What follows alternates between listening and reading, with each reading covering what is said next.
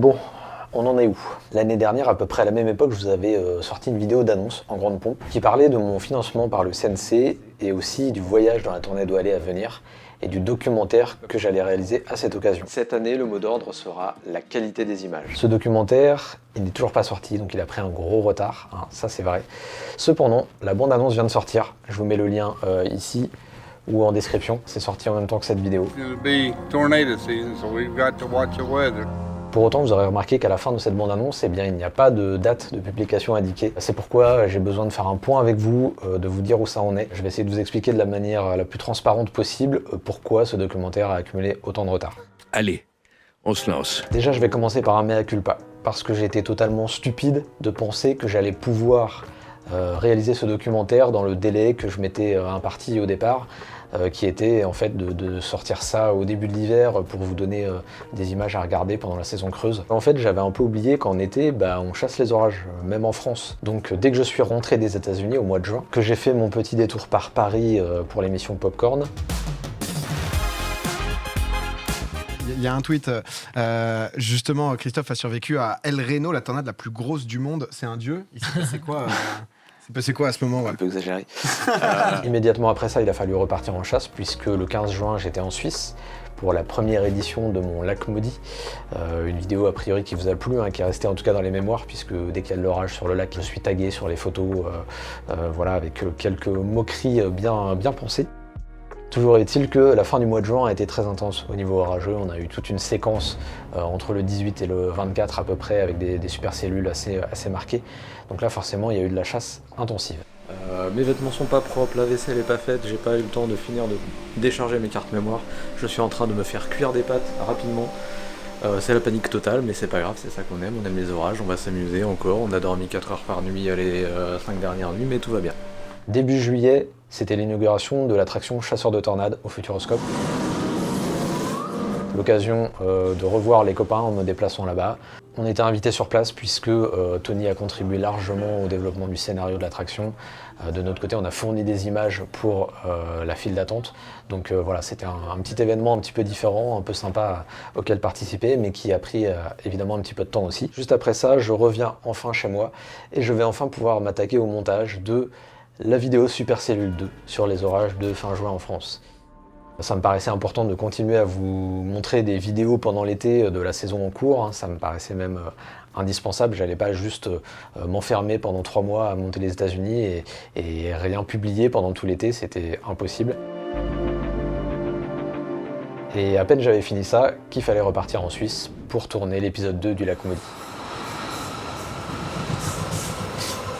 C'est vraiment de la folie les spots d'observation dans ce pays. À la fin du mois de juillet, il y a eu encore plusieurs sessions de chasse, avec des voyages un peu plus lointains, des expéditions en Espagne même. Et la vue est vraiment pas dégueu, je dois avouer. Début août, c'est du côté de l'Italie que ça s'est passé. On a fait une petite excursion là-bas avec les collègues. Pas mal d'images en stock à ce niveau-là d'ailleurs. Elles sortiront un jour, certainement. Et en parlant de contenus qui seront publiés un jour, figurez-vous que l'épisode 3 du lac maudit a déjà été tourné l'année dernière. Bon, mais je vous en montre pas plus pour pas vous spoiler. Bref, en fait, pendant tout l'été, tout le temps où j'étais chez moi, donc pas en chasse, c'est du temps qui était passé soit à dormir pour récupérer un petit peu, soit à monter les vidéos sur la saison en cours. Mais j'avais toujours pas une minute pour me lancer sur le montage des États-Unis. En septembre, les orages ont continué à concerner notre continent, notamment du côté de la côte méditerranéenne ou en Espagne à nouveau. La pointe là-bas ? Ouais, il y a des abaissements vraiment très suspects. À côté de tout ça, ma volonté avec le financement par le CNC, c'était de pouvoir vous proposer des contenus un peu plus vulgarisation scientifique. Fin septembre, je vous propose donc mon nouveau format canicule, dans lequel je peux parler un peu plus des sujets d'actualité. À ce moment-là, je vous parle de l'ouragan Daniel, et c'est une vidéo globalement qui vous a plu. A priori, les retours étaient très bons. Donc à ce moment-là, je suis content, tout va bien, on enchaîne. On est maintenant début octobre et je vais enfin pouvoir me mettre au montage des États-Unis, me plonger intégralement dedans. Je me dis que là on approche de la fin de la saison orageuse, donc normalement on va arriver vers l'hiver, je vais avoir tout mon temps pour me concentrer. Et là bim, 23 octobre, tornade de Bihucourt. Bon, je ne pouvais pas ne rien faire sur cet événement qui reste rare en France, une tornade de cette intensité, d'autant plus que ça faisait longtemps que j'avais envie de proposer une vidéo sur la façon dont on mène l'enquête après un phénomène venteux destructeur. C'est pourquoi je me suis lancé dans la réalisation de ce documentaire en 2 parties que vous avez peut-être vues. Mon Dieu, tout s'envole. Des vidéos encore ambitieuses, autant dans l'exhaustivité de ce que je voulais y mettre, que dans la qualité aussi que je voulais donner à ces vidéos. Donc j'ai dû travailler à temps plein dessus pendant les mois de novembre et de décembre. Sur un plan plus personnel, c'est aussi la période où j'ai dû déménager et réussir à me concocter un nouvel espace de travail correct dans une pièce bien moins grande qu'avant. Et tout ça avec mon premier Covid en bonus, alors autant dire que le début de l'hiver a été légèrement fatigant. On arrive donc déjà début 2023 quand je peux enfin me remettre au montage de la Tornado Alley 2022. Et là, à ce moment-là, je me rends compte vraiment de l'ampleur de la tâche. Je me rends compte de la quantité de rush qu'on a pu tourner avec Mathieu, qui est autrement plus importante que ce que j'avais pu faire par le passé, même pour les saisons de la web-série.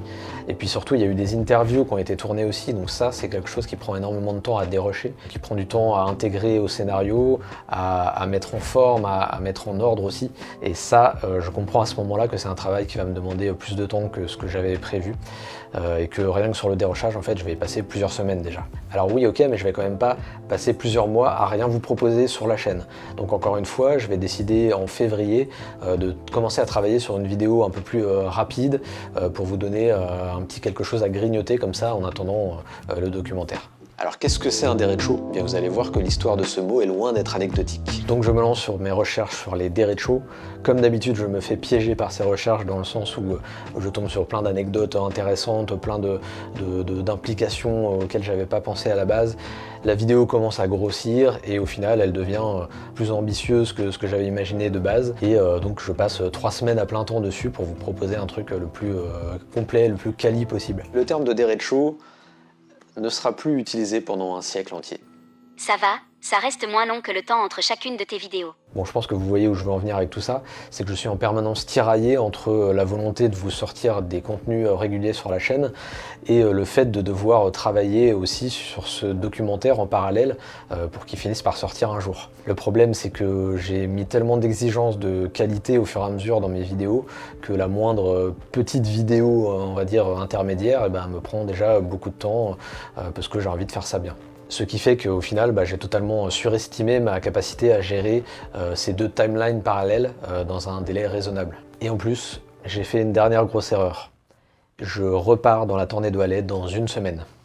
Et oui, je serai à nouveau dans les Grandes Plaines du 15 mai au 19 juin cette année. Donc encore 5 semaines de tournage pour essayer de vous ramener encore 2 belles images, des tornades, des supercellules américaines. Alors pensez à me rejoindre sur Instagram, car c'est là-bas que je vais partager les détails du voyage comme d'hab. Un nuage mûr très très bas sous la supercellule, là ça aspire à fond en dessous. Un voyage que je fais cette année avec Maxime Villaes, qui pourra me guider à la recherche des mystérieux farfadets. Et dans un second temps avec Émeric Lebars de la chaîne YouTube Émeric's Timelapse, qui me forcera à avoir moins la bougeotte pour réaliser le maximum de timelapse orageux.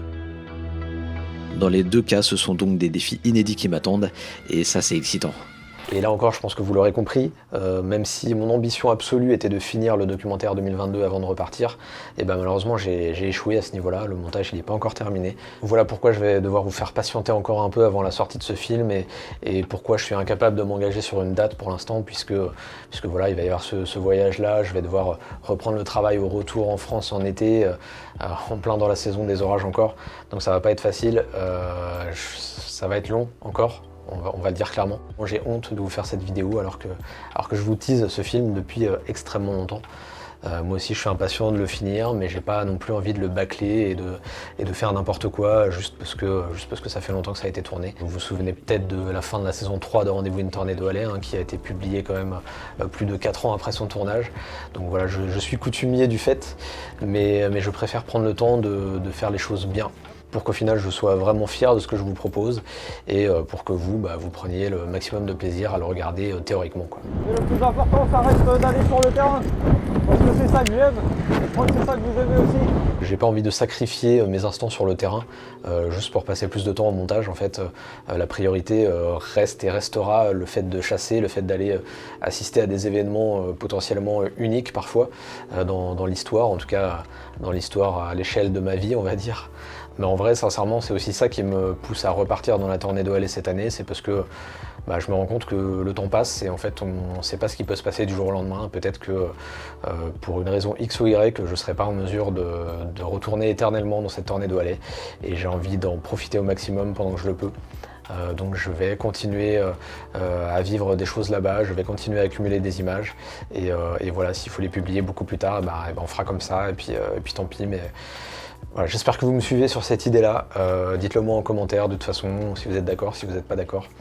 Et dans tous les cas, j'essaye de faire au maximum pour que ce documentaire il finisse par sortir et qu'il soit à la hauteur de vos attentes, de mes attentes aussi. Voilà, sur ce, c'est tout ce que j'avais à vous dire aujourd'hui. Je vous laisse là, je me remets en montage et je vous dis à très vite pour les prochaines chroniques.